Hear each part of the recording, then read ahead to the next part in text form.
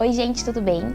Essa é a segunda parte do vídeo respondendo as perguntas a respeito do meu intercâmbio voluntário aqui na Alemanha. Se você ainda não viu o primeiro, olha aqui, clica no link que vai estar na descrição desse vídeo. E também me siga lá no Instagram, eu sempre anuncio lá quando eu coloco vídeo novo, então é isso. A Bárbara pergunta, seu nível de fluência para viajar. Eu estudei alemão no Brasil por 3 anos na universidade e eu lembro que assim a gente não falava tanto, então eu sabia muita gramática, mas eu não tinha muita fluência na fala. Então eu fui até o nível A2, né? Estudei ali os 3 anos, durante os 3 anos eu cheguei até o nível A2. Aí a Mariana pergunta como tem sido a questão da língua e a Letícia pergunta se tá sendo muito difícil falar alemão. É bem engraçado que quando eu cheguei aqui, teve o choque, né, de chegar num país diferente e as pessoas já começarem a falar alemão comigo, mas em seguida que eu vim aqui pra onde eu moro, pra onde eu vivo, com os outros voluntários, como eu falei ali na parte anterior, não era exigido em outros países, né, que eles soubessem alemão fluentemente. E eu moro com paraguaios e um boliviano. Então a gente fala muito espanhol. Então isso é engraçado, assim, eu aprendi muito espanhol aqui. Isso é um lado positivo pra mim, porque eu acho bem interessante que eu aprendi o espanhol, eu não falava espanhol, né? Eu fiz um semestre de curso de espanhol e agora eu já consigo falar espanhol com eles. E respondendo ali a pergunta da Letícia se tá sendo muito difícil falar alemão. É um pouco desafiador, continua sendo desafiador toda vez que eu preciso falar, mas quando eu saio, eu preciso usar o alemão. Muita coisa eu já aprendi, né? Muita coisa eu aprendi novo aqui, eu vim do Brasil sem saber e aqui eu desenvolvi. Então isso eu acho que é um aprendizado a cada dia. A Pamela pergunta como é a recepção quando você chega não dominando tanto o idioma local. Assim, eu não tenho o que falar, não tenho assim o que reclamar, né? As pessoas que me receberam no início assim, foram bem solícitas, até porque a instituição onde eu trabalho, onde eu sou voluntária, é uma instituição aberta a pessoas que não dominam o idioma. Por isso que a gente veio para esse lugar, né? Tem outros voluntários que trabalham em escritórios, tem outros voluntários que trabalham em escolas e aí sim, né, é requerido mais um idioma, a fluência no idioma. Então, assim, aqui de onde eu estou, eu não tenho o que reclamar, fui bem tranquilo, o pessoal é bem flexível com isso. Em relação a outros lugares também, eu já fui, né, em diversas igrejas, já fui em encontros com pessoas e foi bem tranquilo também. Quando você fala que você não domina tanto, eles são bem sensíveis a isso e flexíveis. A Suelen pergunta se exige algum nível de inglês. Não, aqui pro voluntariado não exigia. Como eu falei ali, pra mim no Brasil era exigido o básico de alemão, né? Pra outros voluntários de outros países nem sempre é exigido. Mas eu digo que quanto mais souber, vai ser melhor pra ti. O Bruno Modesto me pergunta, existe algum preconceito com brasileiros? E aí o Fernando também já colocou ali uma pergunta parecida, eu coloquei junto. As pessoas daí são educadas com estrangeiros? Eu posso dizer que eu não tive assim, nenhum preconceito em relação a ser brasileira por parte dos alemães. Os alemães são bem tranquilos assim, em relação a isso. Os que eu conheço, né? Eu não posso generalizar, obviamente. Mas foi bem tranquilo pra mim por parte dos alemães, assim, pelo fato de ser brasileira, de ser de outro país e estar aqui. Até porque aqui tem muito estrangeiro, assim, na Alemanha inteira, assim, na Alemanha em geral, né?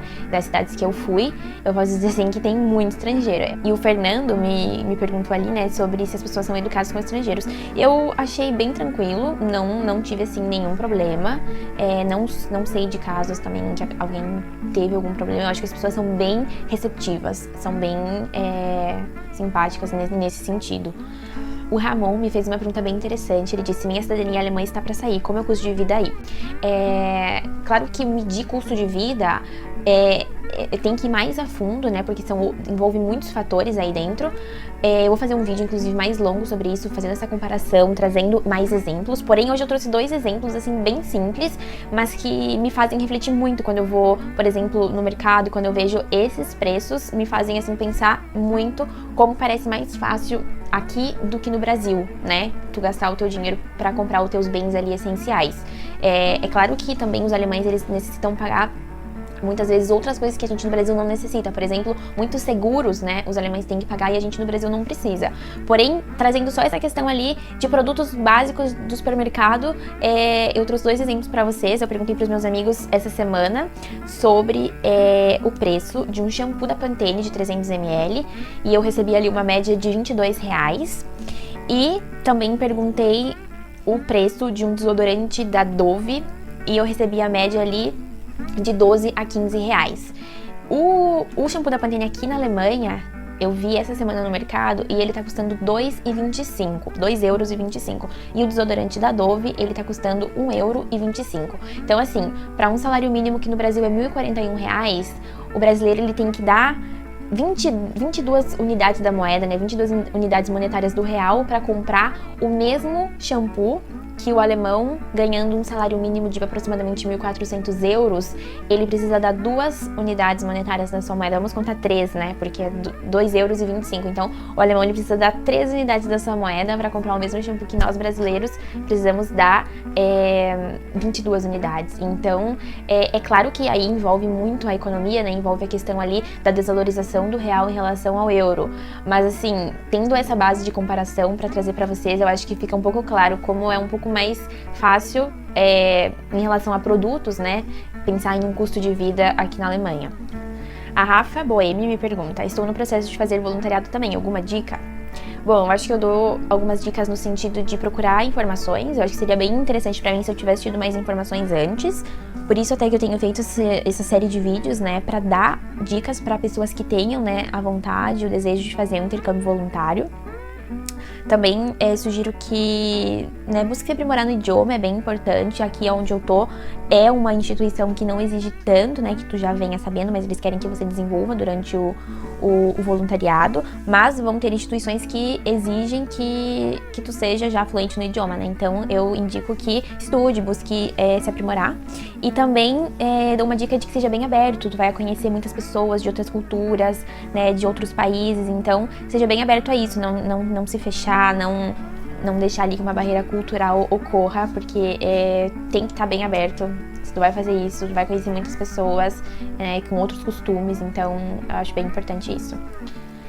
A Larissa Marques me pergunta: qual foi a sua maior dificuldade com relação ao intercâmbio? Bom, até agora eu não tive assim, não posso dizer assim, nossa, que eu tive uma dificuldade muito forte em alguma coisa aqui, né, estando aqui. Eu acho que pra mim, uma dificuldade muito forte é estar longe da minha família, né? Dos meus pais, do meu irmão. Eu já morava há 4 anos, né, em outra cidade no Brasil. Eu fazia universidade em Florianópolis e os meus pais residem em Curitiba. Então, era uma distância, mas assim, uma vez por mês, 2 vezes por mês eu tava indo pra Curitiba e eu conseguia ver eles facilmente, né? Então agora foi assim um choque, foi um pouco diferente, mas também graças a Deus pela tecnologia. A Pamela me perguntou, né, o que você se arrepende de não ter feito e acha que ajudaria antes de embarcar nessa aventura? Eu não tenho, assim, pensei muito nessa pergunta e acho que eu não tenho, assim, muitos arrependimentos. Eu acho que talvez eu teria me aprimorado mais ainda no idioma, assim, no sentido de que hoje eu olho os meus livros, eu olho coisas que eu estudei e que eu já tinha aprendido, mas que com o tempo, né, nos meus 3 anos de alemão eu fui esquecendo, e quando eu cheguei aqui eu conheci palavras e expressões que pra mim eram totalmente novas, mas quando eu fui olhar de novo nos meus livros eu já tinha aprendido. Então, acho que talvez teria prestado mais atenção nisso, porque acho que quando a gente aprende uma língua, né, a gente tá ali indo pra aula, assistindo a aula, mas se a gente não tem algo muito seguro, né, eu não imaginava que eu iria vir pra Alemanha fazer um voluntariado, então tava ali, aprendia, mas talvez não me aprimorava no sentido de quando a gente sabe que a gente vai precisar, né, logo em seguida. Então acho que isso seria o que eu me arrependeria. Bom, gente, de novo, encerrando o segundo vídeo por aqui, para que não fique tão extenso, mas em breve eu já vou colocar o terceiro vídeo respondendo as últimas perguntas que me foram feitas a respeito do intercâmbio voluntário aqui na Alemanha. Tchau!